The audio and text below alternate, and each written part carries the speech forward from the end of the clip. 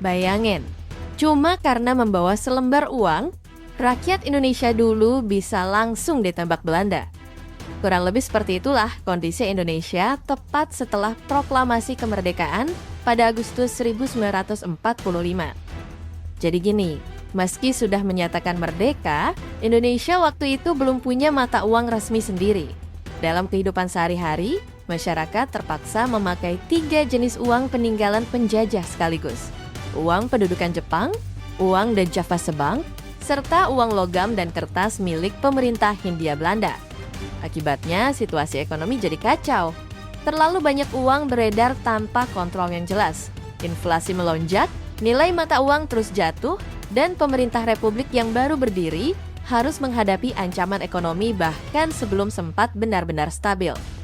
Masalah makin rumit ketika pada Maret 1946, NICA, Netherlands Indies Civil Administration, atau pemerintahan sipil Hindia Belanda, ikut masuk kembali bersama Belanda ke Indonesia.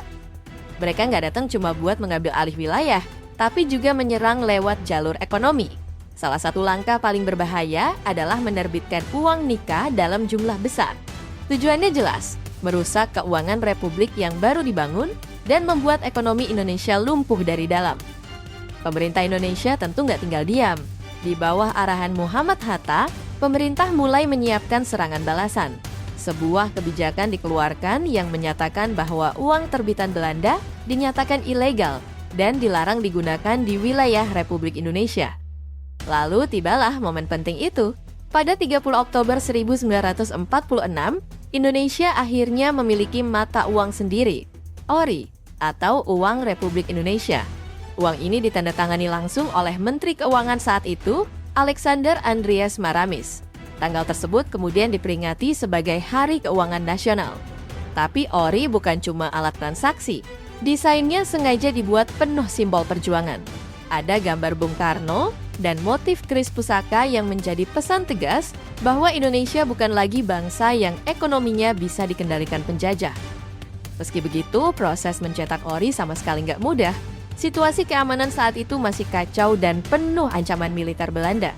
Jakarta sudah tidak aman, sehingga proses pencetakan uang harus dilakukan secara berpindah-pindah secara rahasia ke Yogyakarta, Surakarta, hingga Malang. Dan setelah berhasil dicetak, tantangan berikutnya muncul. Bagaimana cara menyebarkannya ke seluruh rakyat? Belanda melakukan blokade ketat di banyak wilayah. Karena itu distribusi ORI dilakukan secara diam-diam dan penuh resiko. Lembaran uang diselundupkan lewat gerbong kereta api rahasia, disembunyikan di dasar bakul sayur pedagang pasar, bahkan disisipkan di antara tumpukan baju loak.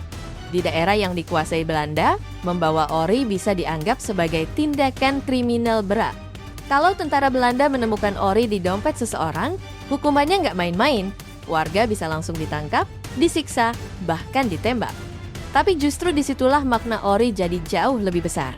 Walaupun dicetak sederhana di atas kertas mirip koran, rakyat menerima uang itu dengan rasa bangga.